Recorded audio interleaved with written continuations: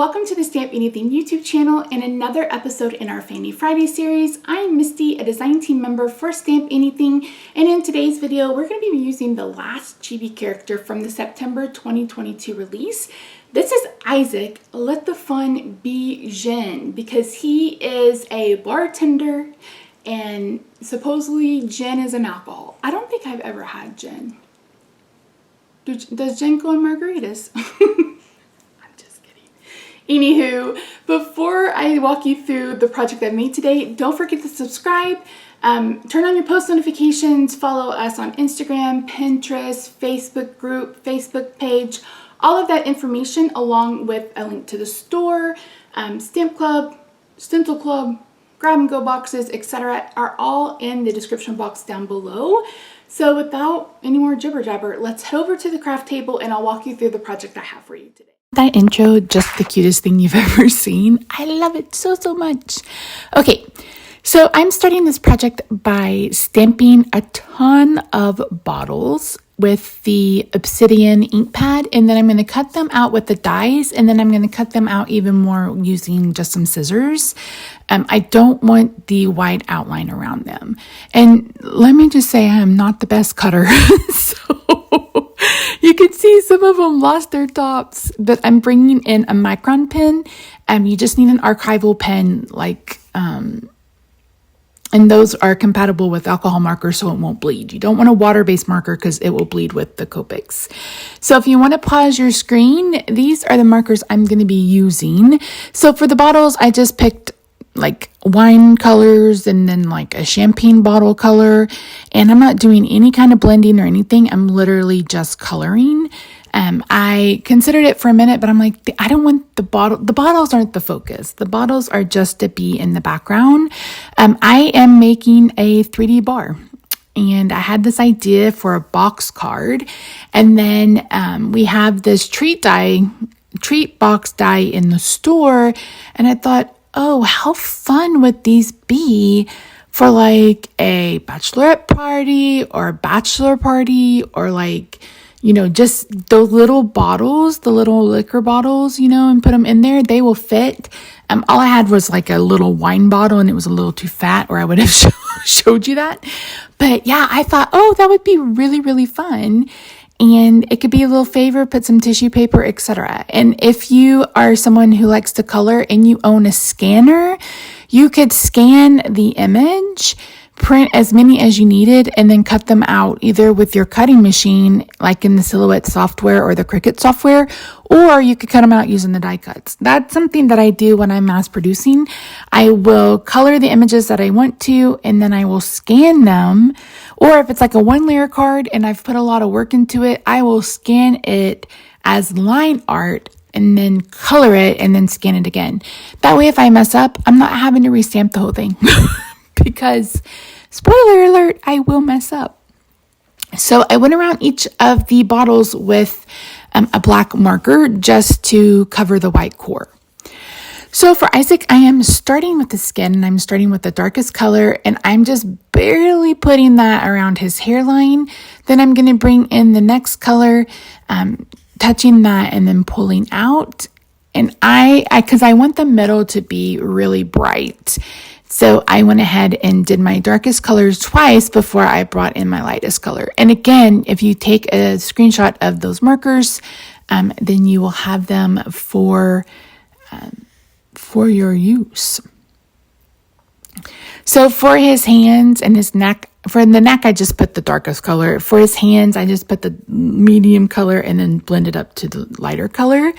For his hair, I used a lot of markers for his hair. And so the way I like to do textured hair like this is I just dot. So I just took 5 or 6, maybe even 7 markers and just dotted all around. Some big dots, some little dots, and I just filled it in that way. You could totally skip this part, or you could use a pencil and draw coils if you wanted to. To me, this is just easier. This is also how I do sand. Like I'll put a base color down and then I'll dot on top of it to make it look like sand. So this is a really easy technique for this kind of textured hair. And when you're done, you could go in with a darker pencil and draw, curls if you wanted to, or you can just leave it as is. I think it turned out really, really nice. And I'm using a mixture of cool and warm tones in the hair. It's not often, unless you dye your hair, that you have only one tone. So I wanted to make sure that I added in some depth. So that's why I use so many colors. You don't have to use that many colors, but to get it to the point where I wanted it, I sure did. So once I get his hair done, we are going to move on to his suit jacket.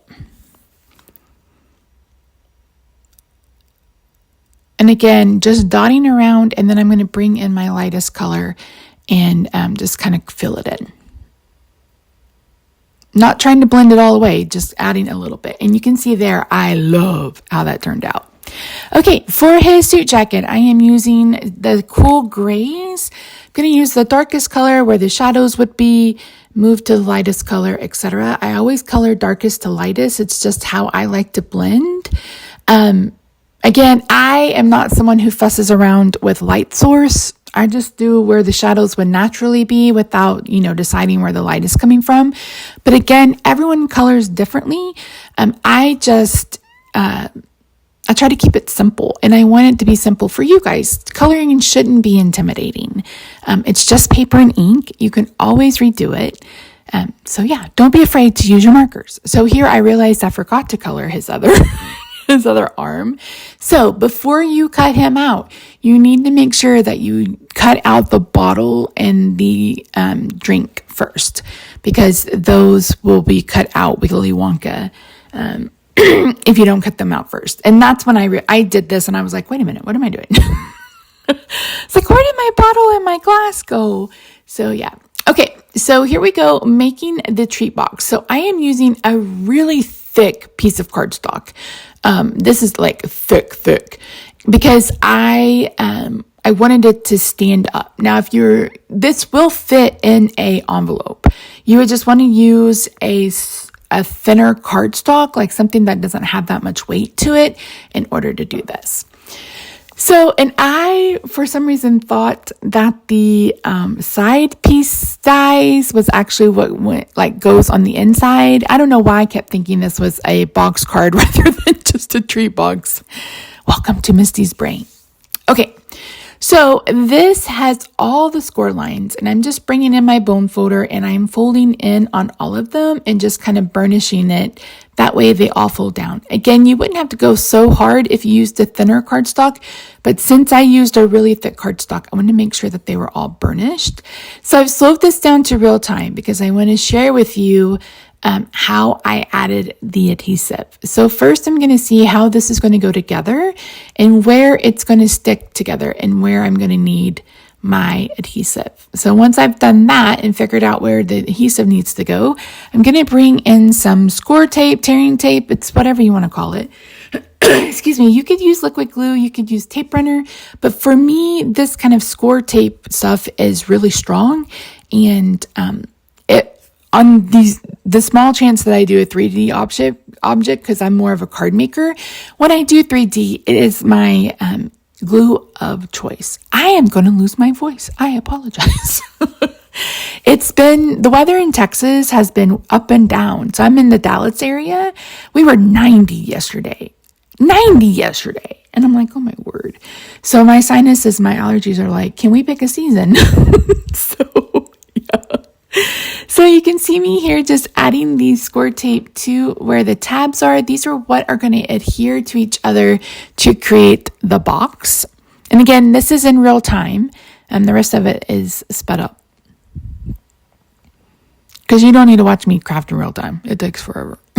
I'm slow. I'm kind of slow. So once I have all the tape down, I'm going to bring my bone folder back in, and I'm going to burnish the tape, and that just makes sure the whole entire strip adheres to the paper. That is another tip of mine, is that if you find that the tape is lifting from the cardstock, then go ahead and just use your bone folder to push it down, just like I'm doing here. Then I am going to take off the backing tape, and I am going to use just my scissors to do that. You could use a pick tool. Maybe some of you could use your nails or tweezers. Once I get it started, I do a bit better.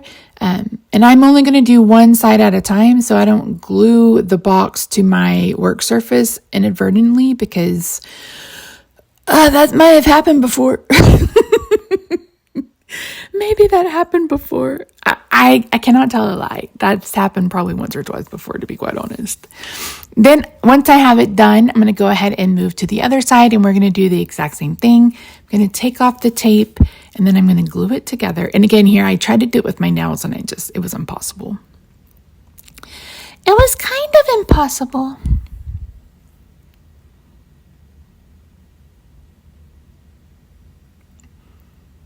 Clearly, I was slow on the uptake on this one. See why I speed it up? That's why I have to speed it up a little bit. Okay, so once I get these tabs adhered, I'm going to bring in my bone folder and go around on the inside to make sure they're all adhered securely, and then that will be it with the box. I'm just taking my time to make sure I get it even, because another thing that you probably don't know about me is I have a tendency to glue things crooked. I taught in elementary school, and a friend of mine would come in and be like, Misty, I'm going to do your bulletin board, because all of mine would lean to the right. It was so funny. Okay, so I decided I wanted this to look like it was a wood bar. So I am bringing in this piece of paper from the farm pattern paper. I will have all of the supplies linked in the description box down below so you can find them.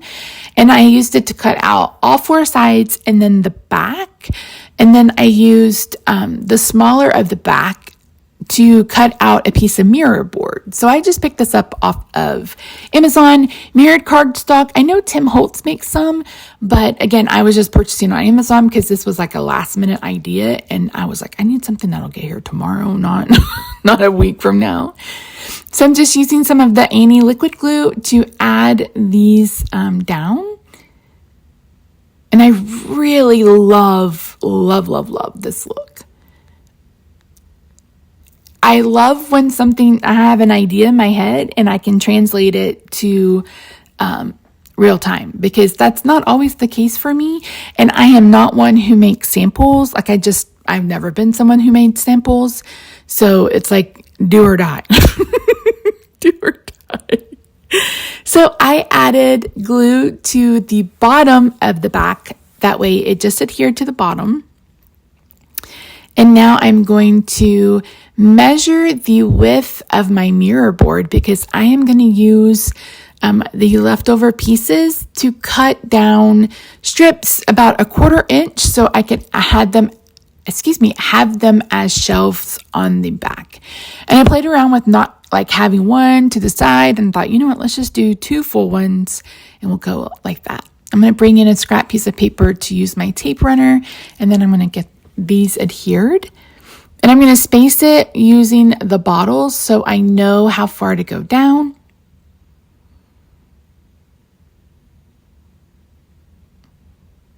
And I ended up did I do 3 or 2? Oh, it's right in front of me. I did 2. It's literally right in front of my face. Oy vey. So once I do that, I got a little of adhesive on it, so I went ahead and rubbed that off. And I'm just using some tape runner to get that adhered on the back. And now I'm going to use a little bit of tape runner to adhere Isaac to the front. Later, you'll see me come in with a glue dot to put like on his torso to help it stick. And I'm going to go ahead and adhere the rest of the bottles. And I am just using glue dots for this. And I'm just putting several on the back, and then I'm putting it on top of the brown so it looks like it's actually sitting on a shelf. It's not perfect because it looks like it's kind of in front of the shelf, but you get what it means. You get it. And I'm sitting here going, wait a minute, I can see the back of Isaac. What are we going to do? So I was like, I'm not coloring another one. I don't want to have to mirror stamp. So I'll show you what I do in just a second.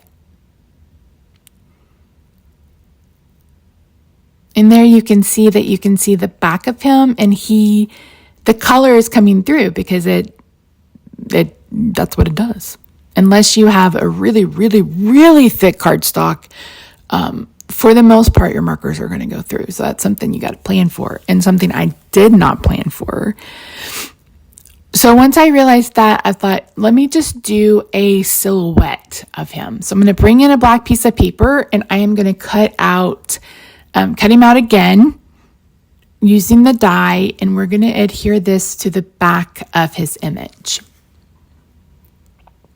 And I just use washi tape to hold my dies down. I like to run it on the back of my hand a few times before I attach it to the paper. That way it doesn't rip it. I mean, sometimes it will still rip, but for the most part it doesn't.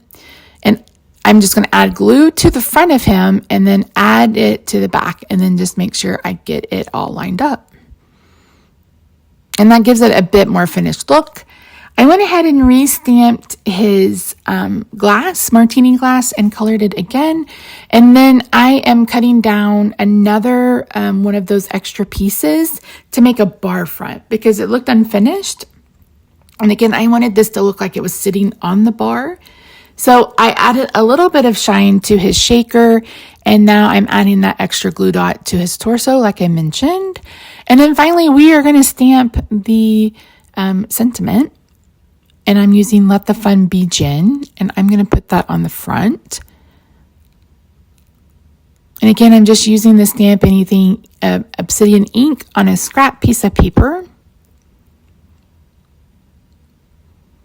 This is my very dirty Misty. It's very, very dirty. It's very kind of dirty. So once I get that done, I'm going to go ahead and cut it out. And again, I missed the eye, I think, so I just brought in that micron pen. It's Copic friendly, and it wouldn't really matter on this because I wasn't going to be coloring over it. But yeah, so I'm going to bring in the the sentiments, and think I was going to cut it out that way. But then I just ended up cutting it out with my trimmer, and I angled the front of it.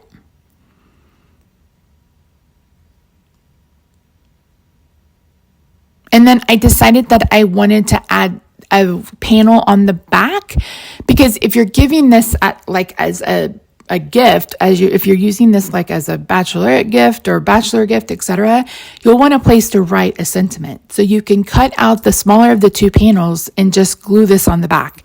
And that's exactly what I did. You can also add a sentiment if you want to on the back. It's completely up to you. But this is a look at the finished project. It turned out so good. I love it so very much. So yeah, so that's it. Thank you so much for joining me today, guys. I really do appreciate you. Don't forget to check out all the links in the description box down below. Thanks for joining me on a Saturday, and I'll see you next Friday for another video. Bye for now.